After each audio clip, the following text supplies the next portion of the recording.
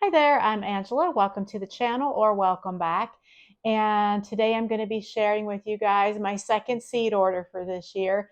If you saw a recent video of mine, then you may remember I was pretty committed to only buying one seed order, just a few packets. That's all I need. Then something happened to change my mind. And it's kind of funny. If that sounds interesting, then stay tuned. So what happened to make me order more seeds? As if it really took that much. But truly, I was committed. I've got plenty of seeds and I'm actually going to run out of space to store them. I was done. So if you're wondering what happened to make me pull the trigger and buy another round of seeds, two words: Carolina Reaper. I've never grown those. And last year I grew ghost peppers and I found those to be delightful. I mean, you have to handle with care, but I made many batches of hot sauce using those and using different recipes and trying my own things. And it went so well. They make up such a great hot sauce. And I thought, well, this is fine. Why would anyone want anything hotter? Like anything hotter than that is just showing off, right? And so then I saw a recent episode of Dirty Jobs with Mike Rowe. Do you guys remember that show? It was on years ago, and my husband and I loved watching that. And then it seemed like it kind of fell off, and now it's back again. We are finding episodes. I think Hubs is finding them on Discovery or maybe through YouTube or something like that.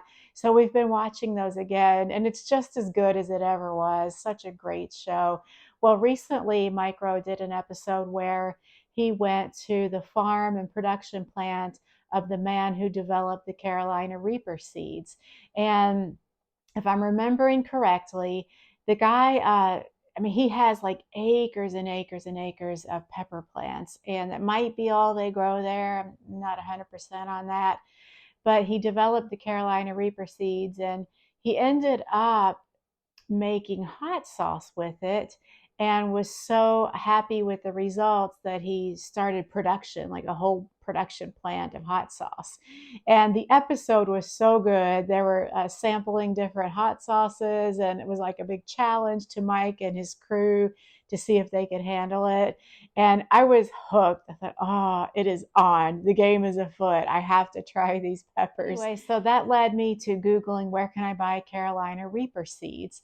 And it turns out, as luck would have it, my very favorite seed company, Baker Creek, carries them. So I went onto Baker Creek's site, and of course, I can't just go there and buy like one packet of seeds. That seems like silly or ridiculous. So I did pick up a few more things, mostly peppers, and I'm going to share with you guys today what I bought. If that sounds interesting, let's jump in. So I've already received that seed order, and I've got those seeds kind of tucked away in my seed suitcase. So what I'm going to do is to pop a picture of each seed packet just from Baker Creek's website to give credit where credit's due up here, and we can talk about those. So let's start with the Reaper seed. So here's the picture of the Carolina Reaper from Baker Creek's site, and they, in their listing, said that it is believed to be the hottest pepper in the world. Although I feel like they were talking a little bit about this on that Dirty Jobs episode, where maybe that will change soon. There's always a grower or a scientist in the process of developing something bigger, better, hotter, what have you. So maybe they can't this pepper won't hold that claim forever, but at least as of now, that's what the listing is saying. And kind of looking down at my laptop here where the notes are, so bear with me on that. uh, yeah, so 1.5 million Scovilles. In comparison, the habanero is a mere 100,000. And for another comparison, cayennes, which I believe is what like Frank's hot sauce is made of, and what I've used previously to make hot sauce is about 30 to 50,000 Scoville units. So these babies are going to be hot. I'm excited to grow them and excited to make something with them. It'll be hot sauce, of course. It's about the only thing I could make out of these, probably. If you guys know any good recipes for food related items other than hot sauce that you can use these Reaper peppers in, let me know in the comments. Let's move on to the next packet. The next pepper is called Buena Mulata, And there's a picture of that, and that's all I need to show you guys, right? I was drawn to this purple color. I hope it like lives up to that, because what a beautiful pepper this is. And I'm guessing that it might be similar, like it's a cayenne type, so maybe around that heat level. It says very rare, extremely productive, and stunning hot pepper being offered exclusively through Baker Creek. Um, yeah, and there's some more details. If you guys like want all the history and notes on this, definitely go check out Baker Creek's website. I'll put a link to their site below. Once I was on the site, like kind of browsing through all the listings, I almost went crazy. I had to rein it in. I'm like, remember, I was only supposed to do one seed order this year. It's so easy to get carried away, isn't it? The next one is called Rainforest Chili. It's a hot pepper. Put the picture right up there. It's from the Brazilian rainforest, sweet and mildly hot treat. The plants reach 5 feet tall. They do need to be staked. They have a cherry red fruit that is irresistible for snacking, with a sweet flesh with tropical fruit tones. That sounds pretty good. I'm excited to grow that. And then the last pepper that I got is the Sugar Rush Peach Hot Pepper. Put the picture there. It's a sweet flavored and some fire too. It's good for snacking. And the listing is saying it's by far the most fun pepper to eat. So the fruit is packed with loads of super sweet tropical flavor, and the seeds bring a smoky, complex heat. So that sounds pretty interesting. Yeah, I couldn't resist. And I forgot that I actually did order one other pepper. It's a sweet bonnet pepper. I'll put the picture there.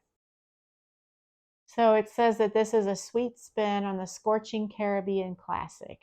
And I've never grown any of like the bonnet, Scotch bonnet or bonnet type peppers. So this will be interesting to start with, like the alternate, like the spin-off, rather than starting having that frame of reference of the original.